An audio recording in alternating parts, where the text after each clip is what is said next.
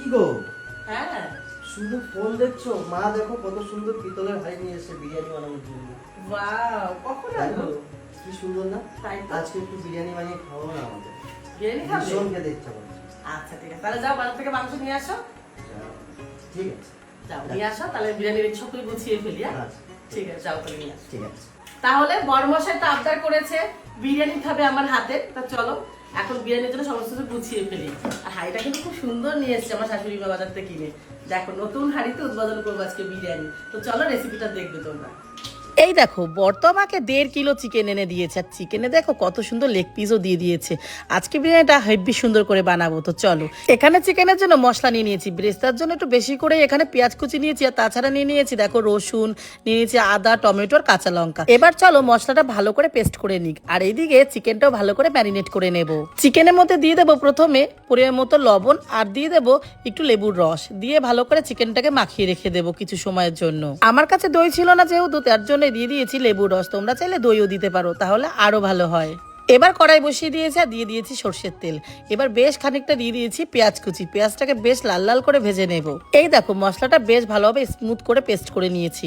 এবার চলো আলুটা সিটি দেওয়া যাক। আলুটা দেখো প্রেসার কুকারে দিয়ে দিয়েছি। এবার ওর মধ্যে দিয়ে দেবো লবণ, পরিমাণ মতো হলুদ, দিয়ে দেবো কেওড়া জল, গোলাপ জল, সামান্য ঘি। ভালোভাবে নাড়িয়ে চাড়িয়ে নিয়ে প্রেসার কুকারের মুখটা আটকে এবার সিটি বসিয়ে দেবো। এদিকে দেখো পেঁয়াজটাও কিন্তু ভালোভাবে ভাজা হয়ে গেছে। চলো পেঁয়াজটা এবার তুলে নিয়ে, আমার ব্রেস্তা তো মোটামুটি কমপ্লিট হয়ে গেল। এদিকে চালটাও আগে থেকে ভিজিয়ে রেখে দিয়েছি। এইদিকে আলুটাও সুন্দরভাবে সিটি হয়ে গেছে। এবার আলুটা ঝরাও দিয়ে দিলাম, দেখো কালারটা কি সুন্দর এসছে। এবার আলুটাকে বেশ ভালোভাবে ভেজে নেব। পেঁয়াজ ব্রেস্তার যে তেলটা ছিল সেই তেলের মধ্যে আলুগুলো ছেড়ে দিলাম। এবার আলুটাকে লাল লাল করে ভেজে নেব। আর আলুটা তো সিদ্ধ, তাড়াতাড়ি করেই হয়ে যাবে ভাজা। আর ডুবো তেলে ভাজলে আলুটার স্বাদটা কিন্তু খুব ভালো হয়।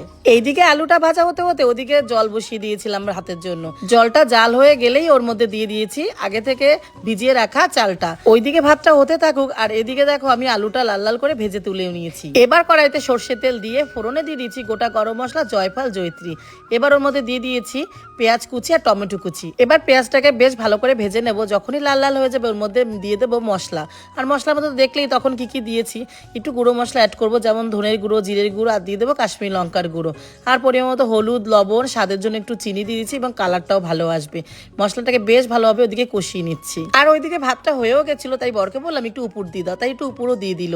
এদিকে দেখো মশলা থেকে তেল ছেড়ে দেওয়ার পরে দিয়ে দিয়েছি ম্যারিনেট করা চিকেনটা। এবার আর কিছুই না, গ্যাসের আঁচ একদম লো করে একদম সিম আজে আজে দেখো চিকেনটাকে রান্না করে নিতে হবে। যেহেতু চিকেনের পিসগুলো একটু বড় বড়, তাই গ্যাসের আঁচটা একদমই লো রাখতে হবে। এই দেখো চিকেনের থেকে কতটা জল ছেড়ে দিয়েছে, চিকেনটা বেশ ভালোভাবে কষানো হয়ে গেছে। যেহেতু বিরিয়ানি চিকেন, আমি একদমই কিন্তু এর মধ্যে জল দেবো না, একদম কষিয়ে কষিয়ে চিকেনটাকে ভালোভাবে রান্না করে নিয়েছি। এবার আর কি চিকেন তো হয়েই গেছে সিদ্ধ পুরোপুরি, আর ভালোভাবে কষানো হয়ে গেছে। এবার ওর মধ্যে নামানোর আগে ঘি আর পরিমাণ মতো দিয়ে দিয়েছি গরম মশলার গুঁড়ো, দিয়ে ভালোভাবে নাড়িয়ে চাড়িয়ে ওটাকে ঢেকে রেখে দিলাম সাইডে। এবার চলো বিরিয়ানির প্রসেসটা শুরু করা যাক। আর বিরিয়ানির হাঁড়িটা কিন্তু মা খুব সুন্দর নিয়ে এসেছে দেখো। আর প্রথম দিন উদ্বোধন করতে বেশ ভালো লাগছিল, নতুন হাঁড়িতে রান্না করতে মজাই আলাদা।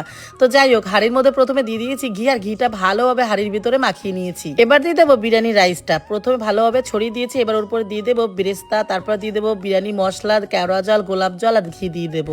যেহেতু আমার কাছে খোয়া ক্ষীর নেই, এর বদলে আমি দেখো আমুল দুধের গুঁড়ো দিয়ে দিয়েছি। এবার রাইসের উপর দিয়ে এক এক করে দিয়ে দেবো চিকেনের পিসগুলো, দেখো সুন্দর করে চিকেনের পিসগুলো সাজিয়ে দিচ্ছি। আর তার পাশ দিয়ে দিয়ে দিচ্ছি ভেজে রাখা আলুগুলো। এবার এর উপর দিয়ে দেবো চিকেনের ঝোলটা, আর দেখো একটুখানি দিয়ে দিচ্ছি বাটার।